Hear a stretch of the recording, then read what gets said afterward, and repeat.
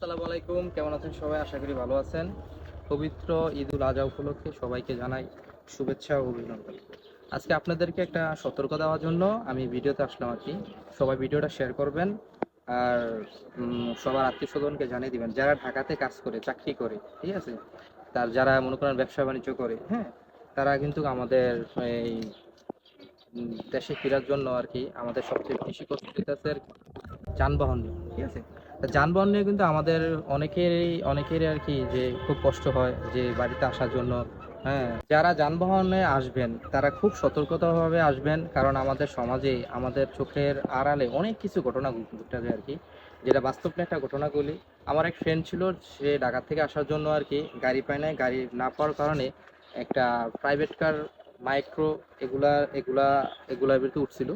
উঠার পরে তাকে কি করছে, গুম করা হয়েছে। হ্যাঁ, গুম করার পরে মুক্তিপণ দাবি করছে, দাবি করার পরে তাকে, হ্যাঁ, একদম অবস্থা খারাপ করে নিয়েছে।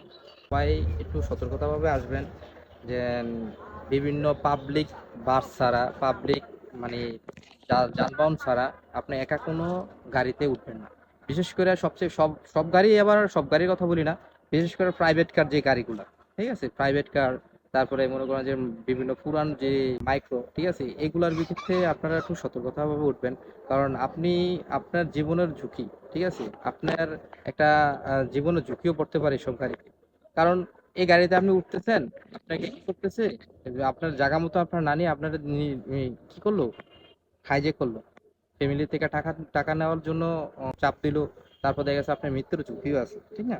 তো এগুলা থেকে সাবধানে থাকবেন, সুস্থ থাকবেন, আর সবাইকে ঈদ উল আজহা উপলক্ষে শুভেচ্ছা। সুন্দরভাবে বাড়িতে ফিরবেন এই আশায় কামনা করি। আর ভিডিওটা সবাইকে শেয়ার করে দিবেন যে সবাই একটু সতর্ক হোক, ঠিক আছে? আল্লাহ হাফেজ।